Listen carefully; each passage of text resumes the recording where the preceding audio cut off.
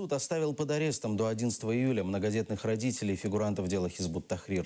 В Российском Верховном суде Крыма рассмотрели жалобы на решение об аресте Энвера Мамутова и Зиври Апсиитова. У Мамутова, которого обвиняют в организации террористической деятельности, 7 детей, младшему 3 месяца, а мать вынуждена работать сама.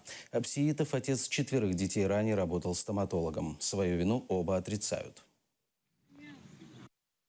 Апелляционные жалобы защитников на избрание меры пресечения в виде ареста удовлетворены, к сожалению, не были. Ни одни из доводов адвокатов, к сожалению, опять-таки не принимались. Следователи представляли лишь какие-то предположения о том, что подозреваемые, обвиняемые могут скрыться, однако каких-то доказательств представлено суду не было.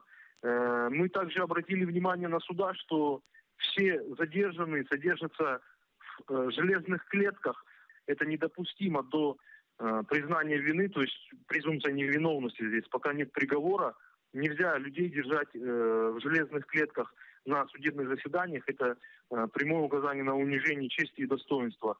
И вот, к сожалению, в таких условиях проходят эти судебные заседания, доводы абсолютно не принимаются защитой. Удовлетворена наша апелляционная жалоба не была. Также Энвер Мамутов, в частности, заявил о том, что он сейчас содержится в одиночной камере, что ему не дают возможности писать какие-либо заявления и жалобы, ему не предоставляют ни бумагу, ни ручку.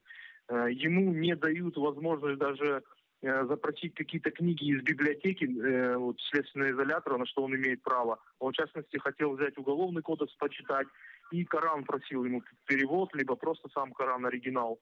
Это тоже не удовлетворяется, эти его просьбы. Он содержится один, в 4 стенах. Мамутова, Энвера, у него вообще 7 детей. А это никак не берется во внимание, к сожалению.